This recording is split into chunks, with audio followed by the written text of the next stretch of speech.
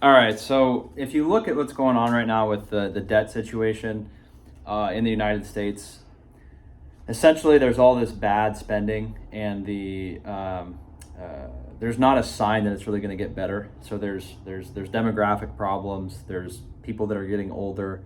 There's a lot of social programs that are wasting money or not really allocating it that well, and the debt basically outweighs the GDP of the country, and it looks like it's really only maybe going to get worse moving forward, right? Because of the demographic issue. People live longer. People, when they get older, they can't work as much. They need more from the system than what they're putting into the system. And as a result, you just have more debt. So that's why the bond yields have gone up, because people don't want the debt anymore. They're seeing that the United States debt is rising. They're seeing that they can't really get a hold on it. It's still probably okay because the United States is not as bad as other countries, and it's still the reserve currency of the world. But it's getting worse, right? And so countries that used to hold treasuries or U.S. Government issued instruments are starting to divert some of that money, or not put new capital into that ecosystem.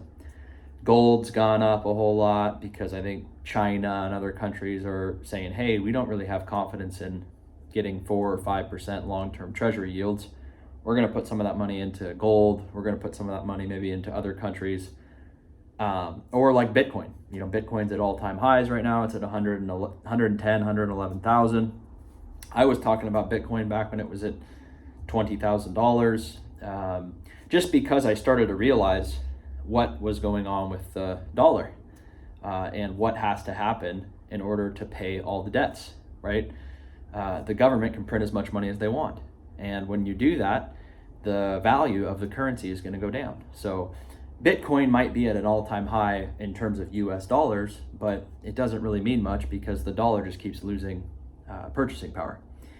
But investors now, if you're younger, or if you're trying to defend yourself against inflation, you almost have to look for alternative investments. Bitcoin, I guess gold could be one that's done really well lately. It's not really alternative, but stocks and kind of riskier stocks that are out on the risk curve. Because if you just do the traditional thing, right? If you do like a 401k mutual fund, maybe you're getting 10% a year on like a good year, or like on an average year. But you're not necessarily like beating the market, right? Because your cost of living goes up by 10 or 15% a year, at least in the past few years. So you have to be doing something in which you're actually gaining purchasing power.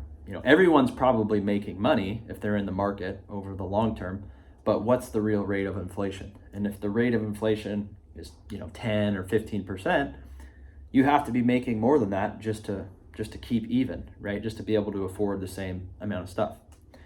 And you can see that, right? A lot of my videos are the same, right? But the price of rent goes up. Okay, housing prices have pretty much gone up. They're coming down a little bit, but people still just can't afford houses. Normal people, it's hard for them to afford the elevated house price with the high interest rate. Okay, food prices, insurance prices, cars are more expensive. So everything just goes up, right? So your normal expenses are going to increase every year. So if you have investments, or if you have like a high yield savings account, or you're in a bond, you have to do better than just get 5%. 4 or 5% is not going to cut it. And so people are saying we don't want that anymore, right? We want to put our money into something where our purchasing power is actually going to go up. If you put it in a bond, if you put it in like a mutual fund, at best, you're going to just maintain your purchasing power at best, right? You're not actually going to grow your purchasing power. You're just going to be treading water, and probably you're going to be losing purchasing power, right? The amount of dollars you have might actually go up, but your real purchasing power is going to go down. You're not going to be able to buy the same basket of goods if you're in a bond, or if you're in like a normal mutual fund. So that's the problem. And if you're younger and you don't already have a big pot of money, like a couple $1 million,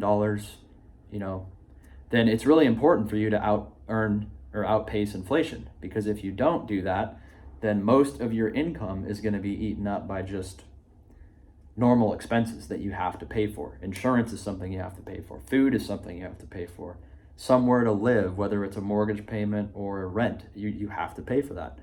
And if all of those things go up every year, then a larger and larger percentage of your money is going towards the necessities, and you can't put a lot of that money towards investing or for the future. So I think younger people are saying, hey, I'm going to put my money in something that has the potential to do better, that can't be controlled by the government.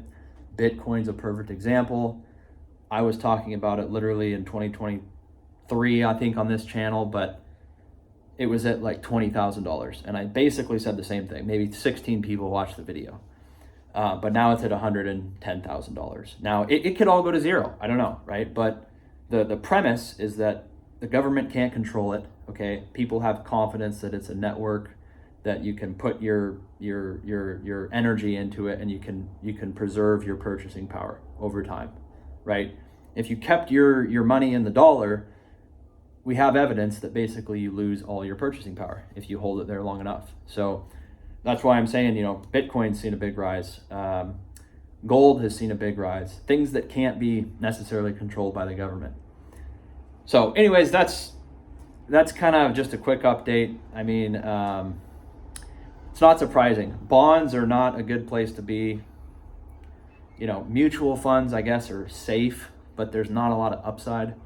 And so I think people are saying, dude, if inflation's like 10% and everything's getting more expensive every year, I got to put some of my money into things that can outperform, 5-6% a year, because you're not really getting ahead if that's the return you're getting. So let me know what you think. Subscribe if you want. See you on the next one. Take care.